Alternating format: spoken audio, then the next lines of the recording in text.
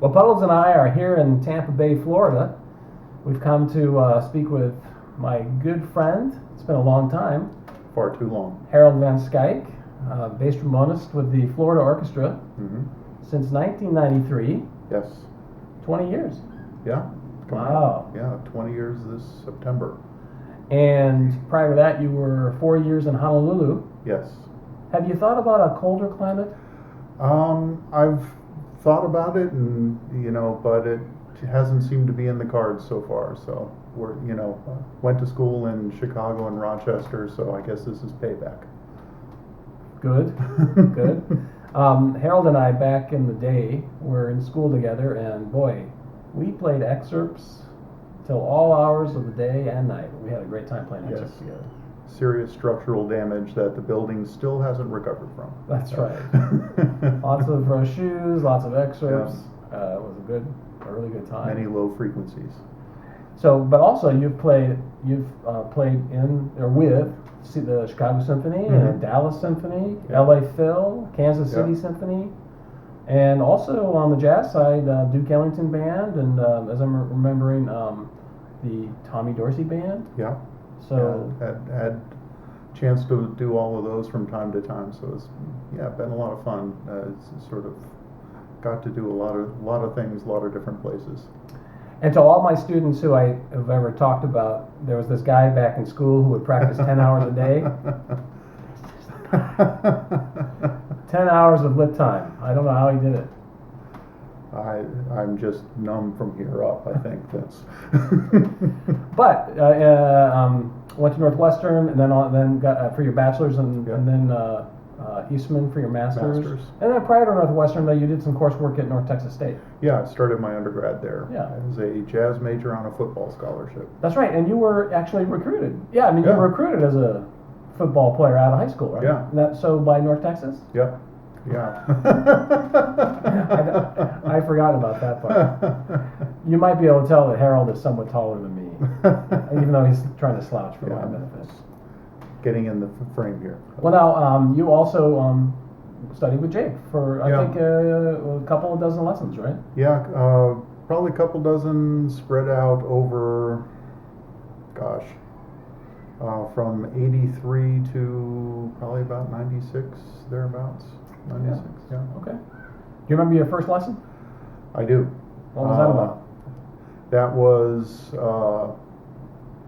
very intimidating in a certain respect, just kind of on the way up to the studio, having heard so much about him and his reputation as a teacher and musician and everything like that. And it's a little nervous, to say the least, but first lesson was great. I mean, he just had me start playing, and we started working on sort of stereotypically breathing. Is he busted me for not using my full capacity.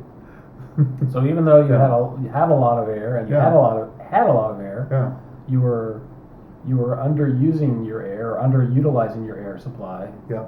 And probably thinking you were doing okay based upon shorter people around you. Yeah, because as he said, I was probably using at most 2/3 of my capacity, and 2/3 of my capacity was about full capacity for most people.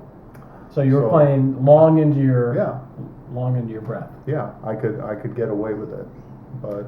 And did he? What was wrong with that? Did he say why not? Well, as he explained to me, is you're most efficient technically and musically on the top half of your capacity, and if all of a sudden you're at half a tank, real quick, and you're playing, you're doing most of your playing in the 50% and low range, you're constantly working at a very inefficient level and just never really will come close to achieving full potential. So that was the first thing we started working on, is getting me to, first of all, realize what my full capacity was and what it felt like to be at full capacity, and play in the top half as much as I could. How long do you suppose it took you to become comfortable with that retraining, so that you're comfortable in that top half? It probably took me at least a good year or so of just getting it so it was just a part of me, where I wasn't constantly having to think about it, and always, always being aware and trying to catch myself not doing it. Right. Where, I guess as of, it was, as Jake would say, I had to form a new habit. Right, conditioned response. In that first lesson, did you notice when he had you taking in a larger breath, did you notice it sounding better? Was it? Oh, yeah. Was it immediate? Yeah, it was just all of a sudden the sound went from here to there, and it was just a fuller sound. It was more resonance, more vibrancy to it, and it was just kind of like one of those where'd that come from experiences, that I was just sort of like, okay, well, definitely have to be working on this and trying to get this all the time. So, it's kind of like almost like hitting a hole in one on the first tee. Kind of keeps you coming back. Yeah. Or maybe it's hitting a hole in one on the last tee. To think about that, but anyway, good. So yeah, that was my first lesson, and then kind of kept after me on that for a while in subsequent lessons that would have, and eventually kind of got to the point where we moved on to other things. So That's great. yeah, and it was just a matter of kind of keeping. Spending about 10 to 15 minutes a day just focusing on that one thing, Yeah. and hopefully it stuck. I don't know. Well, Harold, obviously you must have moved on from breathing. What describe that? Well, after we got off, I guess, step one there, we started to just sort of get myself away from the, how to say it, I guess, conscious physicality of playing. Right. Of just, thinking about how my tongue was shaped, where it was hitting, and how the throat was, and all this other stuff, and rather than dwelling on the actual physical process of that, just sort of going around that by using skills that I already had through speech or something like that. That would just simply saying like the word toe, which would take care of so many of those things that I was micromanaging before. You were trying to micromanage them on the mechanical level. Yes. The machine systems level, and what he gave you was getting to do them at the product level. Go for a simple thought rather than the complex one. Yeah, it was just kind of getting out of the thinking about every step in the process, just to get a good articulation of lining up the tongue and setting this and doing that, and getting it all just right, and just getting it where it's just like that. Right. Make it simple. Yeah. And then, so you had a 13-year period of study, and I remember you saying that you, in addition to the private lessons you had with Mr. Jacobs, you went to his several of his summer seminars at Orchestra. Yeah.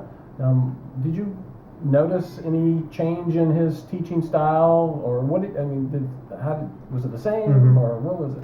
Well, trying to think, the first one of those I went to was probably sometime in the mid '80s, and I think the last one was probably '96, summer '96. So probably a 10-year period, and I caught them at different points there. The one thing I did notice and was, I remember a lot of the earlier classes, he would always come in with a lot of the stuff that was in his studio.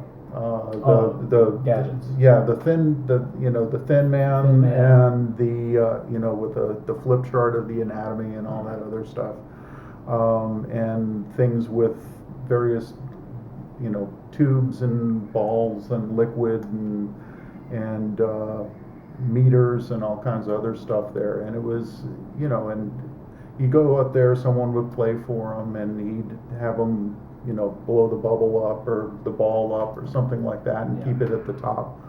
And it seemed like the later ones, I don't know whether it was just because of, he got tired of having to haul those things around or that kind of thing, or if it was a conscious decision on his part, it seemed a lot less gadget oriented. And he was doing, he was getting the same concept across, but without as much visual aid. And a lot of it was just doing things of getting people to duplicate the way an airstream felt on the palm of your hand, as opposed to making a ball go up in a tube. So it was the same.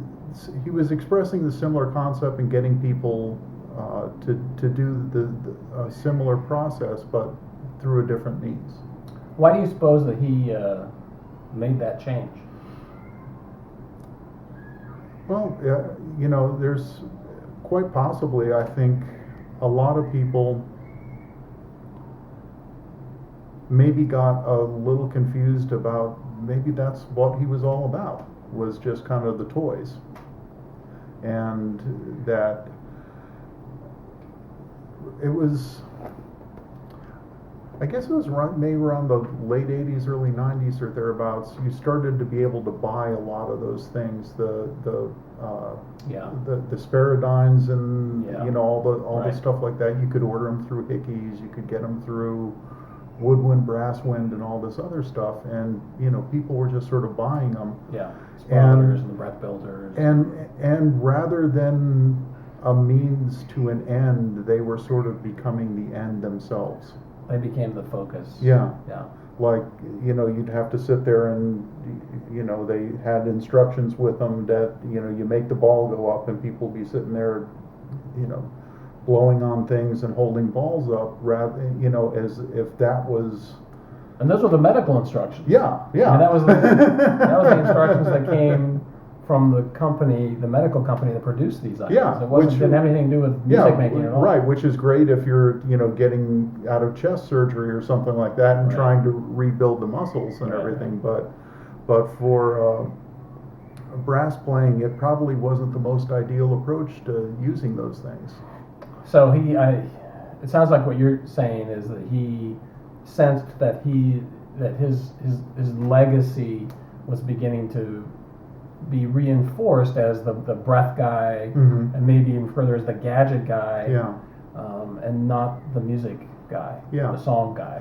Yeah, and that's really what he was about. I mean, he used those things to give you a visual illustration of what you either were doing or weren't doing, and to give you a reinforcement that you were then doing it. It wasn't about making the meter go. It was about you getting the process going to make the meter go. That would then transfer to you playing the instrument. Right. And unfortunately, it's like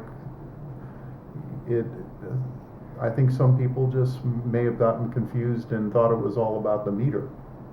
Yeah, that sounds quite plausible. Yeah, and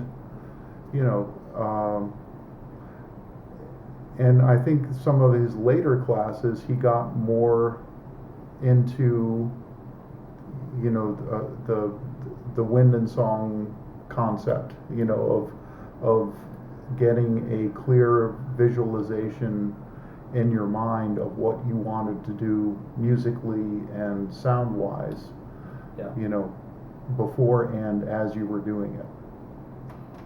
And it became less of feats of strength. Right.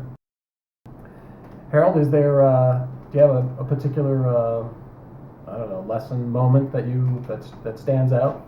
Oh gosh. Well, one definitely that I think makes,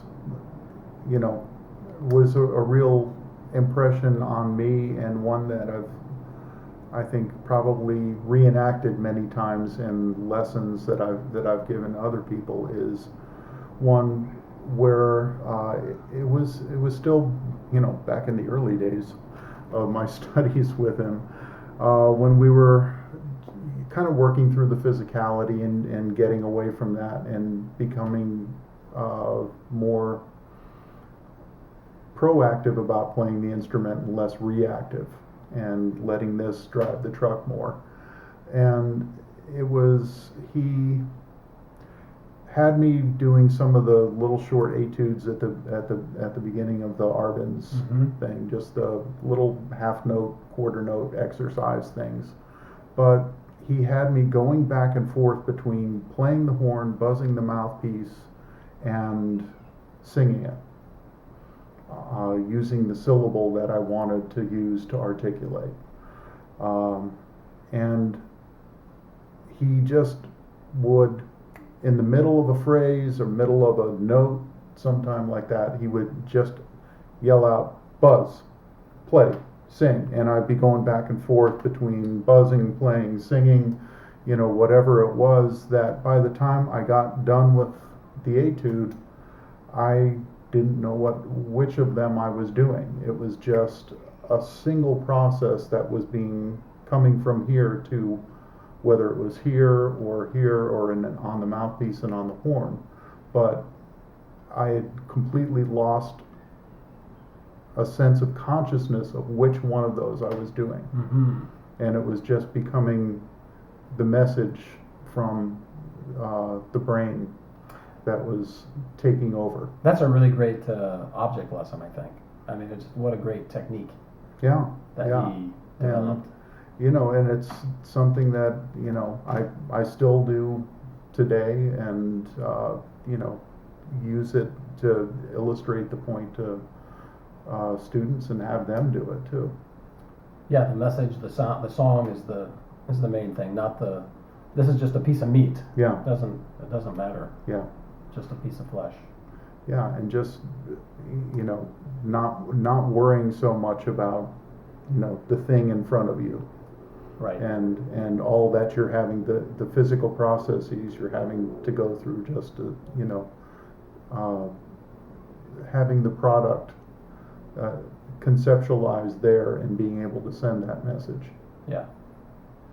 That's great. Thanks for sharing that. That's a neat insight. Something that we can all apply. Wow. I think. Oh, so I'm still trying to apply it. Well, speaking of application, Uh-oh. Puddles recommended. He thought that you, being a tall, low brass player, you might enjoy a beverage vessel from the University of Oregon. Well, I have been known to enjoy the beverage that goes into said vessel from time to time. So, thank you very much. Thank you. Thank you, Puddles. He says you're welcome. Yeah. Harold, it's been Thanks, great. man. I can't believe it's been 23 years since we played Corigliano in Honolulu, but there it is. Time flies when you're having fun, I guess. know. So let's see, we'll have to meet in 2036. Yeah, something like that. It's great to see you. Yeah, you as well. And now back to you.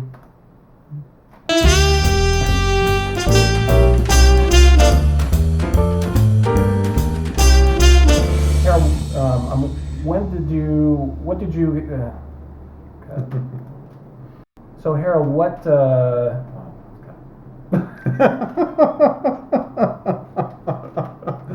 Puddles, be quiet, you're distracting me. Okay. All right.